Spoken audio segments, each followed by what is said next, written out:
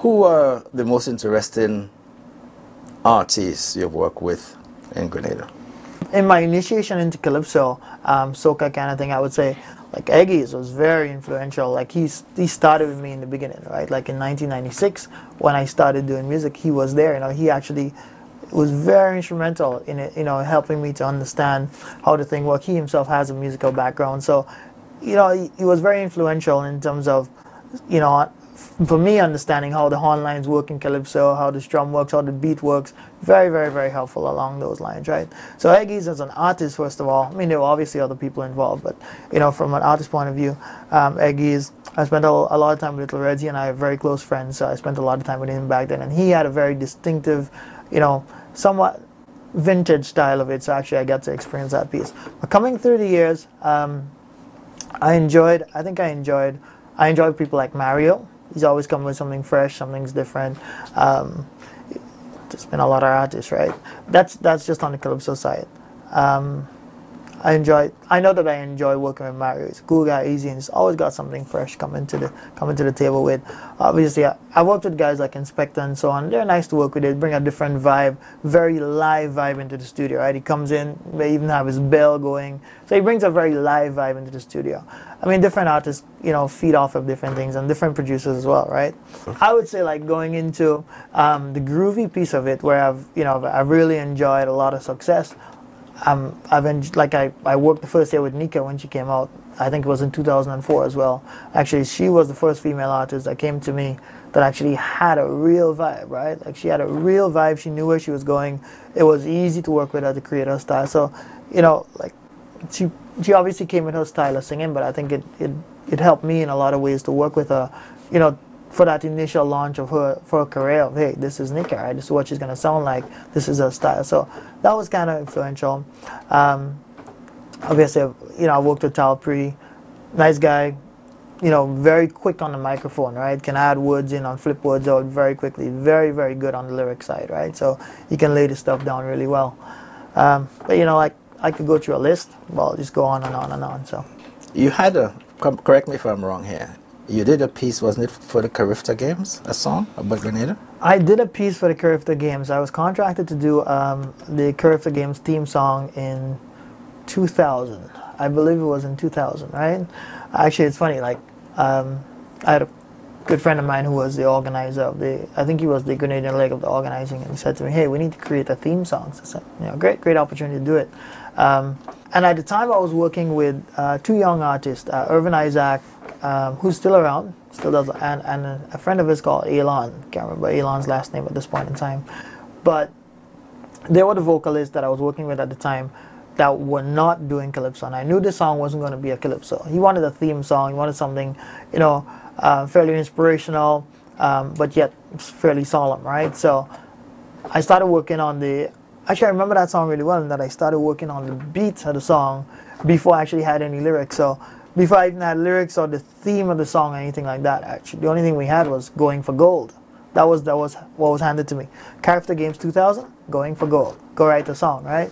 So I remember working on the beat of the song because I knew what kind of feel I wanted to achieve. I wanted to achieve that magical Chariots of Fire, getting to the end kind of thing. Very majestic, but yet inspirational kind of feel, right? So I started working on the beat of the song, and then I brought in Irvin, and actually my wife, Lisa, who helped me write the song. So I think Irvin and Lisa did most of the writing. I kind of just edited a few bits and pieces. We sat together, created the melody. Actually, it was a fairly easy song to come together, right? We handed over. The guys were pleased. I think Irvin sang it live at the opening of the games. I was off island at the time, so I couldn't attend. But yeah, it was a great song. It's actually one of those that we listen back every once in a while and say, hey, that was a really good piece, right? So that was a project. It was a project. Do you have a better feel to do projects than actually mundane recording stuff in the studios? I like doing projects. I know I do. Don't flex, stop the unprotected sex, boy. Wrap it up, if she vex, let she vex. Don't flex, stop the unprotected sex, girl. Bag it up, if him vex, let him vex. It's a killer, once than any hurricane. Mash up the nation, can't come back again. It's a killer, once than any hurricane. I don't do music full time. I have a job that runs runs a 16-hour day. So I do music now, coming back to Grenada, you know, I do music now, you know, kind of to fill in, right? Music's always been my love, it's my joy. Actually, it's a place that it's my sanctuary in so many ways, right? Like I'm in here, I can sit here and do this stuff all day, right? That's the reality of it. I love doing it. I think I like doing it more and more because I've grown into it, and like I mentioned before, I do the things that actually I enjoy doing. Right? I feel like I'm making a contribution to with an artist. You know, like we're creating something together, right? I'm not just trying to churn it out to get $1,000, right? Like that's not where I am today. So I'm not doing anything that I'm not enjoying. I have done things that I haven't enjoyed. You know, like we're starting up. You know, whoever walks through the door, I'll create music for. I'm not there today. Actually, today I feel I've set myself a plan, and this is what I'm doing. And if I don't like it, I don't do it, right? So. Maybe not the best attitude to adopt, and fairly abrasive at times, but necessary, in my opinion, right? Otherwise, you'll be creating stuff that actually no one wants to hear, right? And even though I don't want to create 100 songs, the 3 or 4 that I create, I want them to be really, really good, right? So I subscribe to the model of longevity in music. Like try to create a hit every time. Don't just try to roll it out the door. Obviously, there's room for the other side, right? Try to roll it out the door, maybe something will work.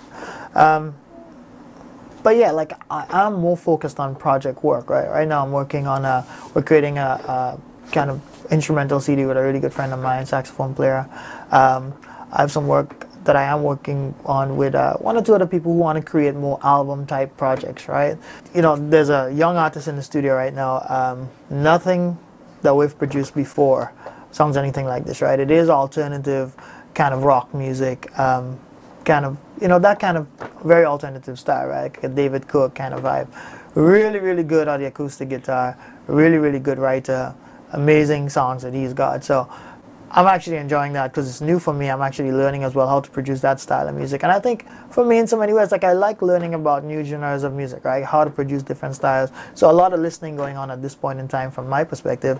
But just creating something new is always a great thing, right? Would the ultimate end for you be the new music that you're getting involved in now? Would you be moving into another area apart from the production where you might have your catalog of songs and try to get them done outside of Grenada in terms of publishing and marketing?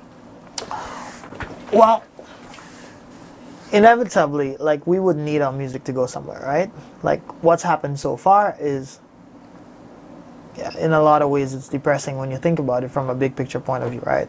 A lot of fantastic songs have been produced by some amazing producers in Grenada, by some very talented artists who have probably made $5,000 off of that song by singing in different shows somewhere, maybe selling a few CDs. The Pirates have probably made $20,000 off of that song, right? So our music industry, though it exists in a very it exists on the edge in some ways, right? If the artist said today, I'm not producing anything else, like it will die, right? So a lot of moves are on afoot, you know, Dr. Addicts, the whole Echo project, copyright organization kind of thing. That's necessary as a foundation for music industry, right? Like Trinidad learned the hard way, Jamaica learned the hard way, Barbados learned the hard way, St. Lucia's learning the hard way. Obviously, we have to follow suit.